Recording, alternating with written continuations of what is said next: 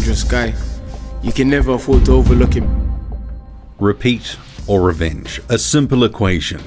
Will Alexander Povetkin again overcome Dillian White, or will the Brit emerge victorious against the fading Russian? In this video, I'll cover off 10 things about this fight and the ramifications for both, should they win or lose. We'll start first with Dillian White, who was so brutally knocked out in the first encounter with a left uppercut. And this rematch, it certainly is a pivotal moment in White's career. Make no mistake about that. Number 1. Can Dillian White stay out of the way of an Alexander Povetkin uppercut? That punch ended his night in the first fight, and it's a punch that he's been hurt with now multiple times in his career, including being knocked out by Anthony Joshua with an uppercut and also dropped by an Oscar Rivas uppercut. And despite some fans clinging to the narrative that Povetkin got lucky, the shot he obliterated White with was the culmination of years of training and experience being executed on the night. There was no luck about it. Povetkin set him up for it, having worked to the body to good effect throughout the fight, and White was expecting another body shot when the uppercut came. Can he and his trainer Xavier Miller make the adjustments needed for White to better defend against that punch? It is the defensive elephant in the room for Team White. Number 2. Someone who might be able to help with making adjustments is Harold Knight, the former co-trainer of Lennox Lewis, who has been brought in to assist head trainer Xavier Miller for the rematch. Much was certainly made ahead of the first fight when White dumped longtime trainer Mark Tibbs in favour of the lesser experienced Miller, and after the fight it was a discussion point as to how much it contributed to White's loss. So White is taking no chances now. He's boosted his team, adding the invaluable knowledge and experience of Knight, saying that Harold is a very important piece of the puzzle from a technical point of view and from an experience point of view. And as we know, the margin between winning and losing in boxing, especially heavyweight boxing, can be very small. So this, as I see it, can only be a good move for White. And if nothing else, he will take confidence from knowing he's prepared for the fight the best that he can. Knight himself says, "We're here to get Dillian White to that number 1 position. It's going to be tough, but believe me when I tell you, Povetkin is a very tough, smart fighter, and he wants to stay there." Number 3. How should Dillian White approach this fight from an offensive standpoint? Arguably, prior to the knockout, the boxing performance from White was arguably the best of his career, but despite that, it counted for little in the end given the knockout result. Ahead of that first fight, I stated that Povetkin wouldn't mind if White tries to box with him, as he will back his skills and experience against White in the ring. So does White again try to box with Povetkin and play into his wheelhouse, or will we see something a bit different? Maybe a version of White where he's more rough and rugged, such as he was in the Joseph Parker fight, where afterwards Parker admitted to being impacted by White's brawling tactics. And we've seen the likes of Vladimir Klitschko rough up what was then a prime Povetkin and make it a physically bruising encounter, throwing him to the ground repeatedly, leaning on him, and in general making it unpleasant for the Russian. Is White, who has the height and reach advantages here, better off to make it ugly when things are up close and pot-shotting with the jab when at range, looking to catch Povetkin on the way in? Because Povetkin will have to be in the mid-range or to the inside to get his best punches away. Number 4.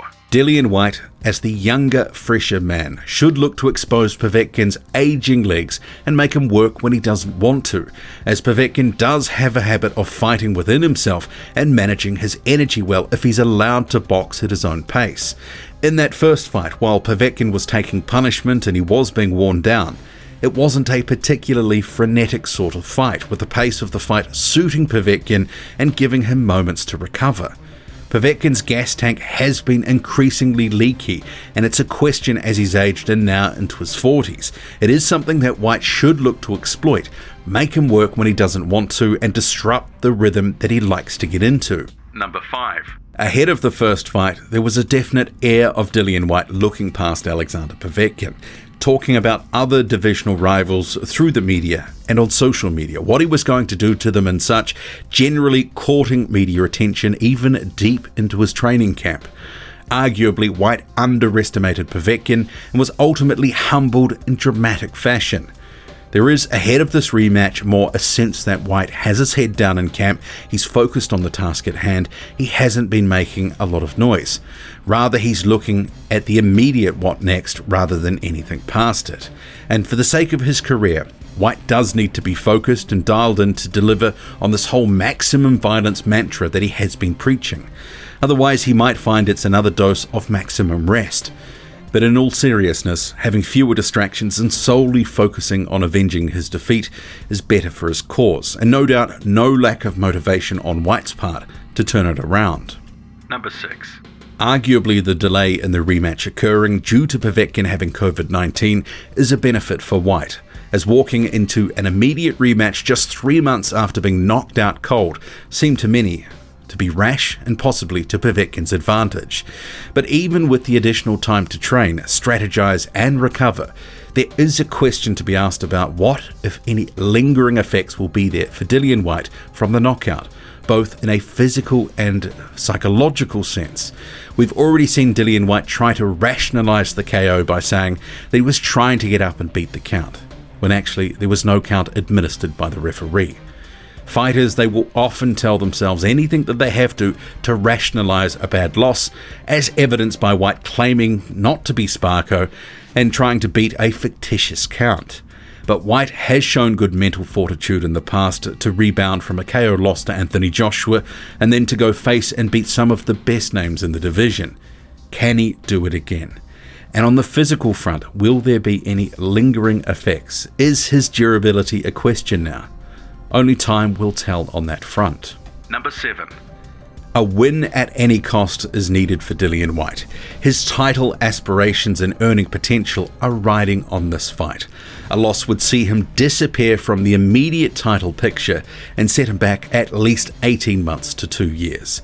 His marquee value would also take a hit too, with White having featured as the headliner in a number of lucrative pay-per-view events in recent years.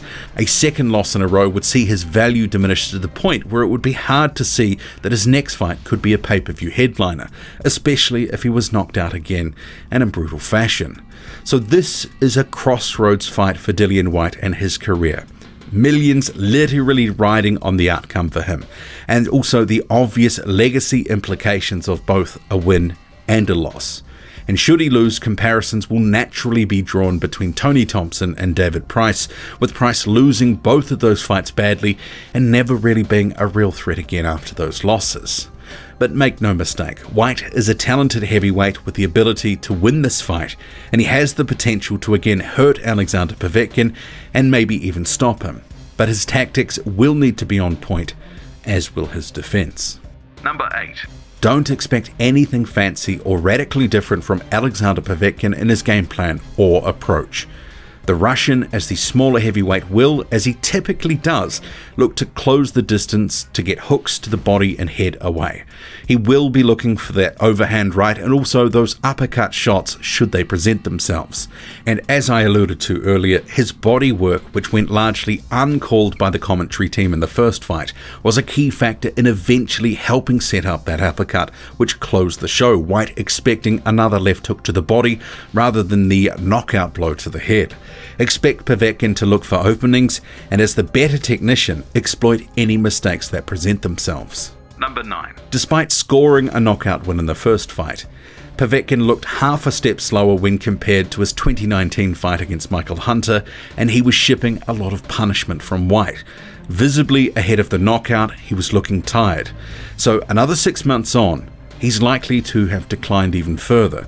So while looking for that knockout and exploiting any errors, Povetkin is going to have to box smart, as White will surely be a bit more cagey in the rematch, especially when Povetkin is fresh. A key to a Povetkin win will be his accuracy and his management of his energy reserves. He will prefer a slower paced fight, working when he wants to, and as seen in many of his best performances, he's managed to dictate the pace and flow of a fight. If it turns out to again be a low volume affair, that will suit Povetkin at this stage of his career and where he's at. Number 10. A loss for Alexander Povetkin will probably all but end the 41-year-old Russian's career, and he knows it. So expect Povetkin as the consummate professional to prepare for every eventuality. of the fight itself, Povetkin will be looking for its pedigree and class to shine through in the end, as it did in the first fight, hoping to turn Dillian White's maximum violence into maximum rest for a second time. Povetkin himself says Dillian White is a strong and worthy opponent. He says, "I am preparing hard for the battle ahead. I know that I need to change my tactics in order to correct some mistakes. See you in the ring."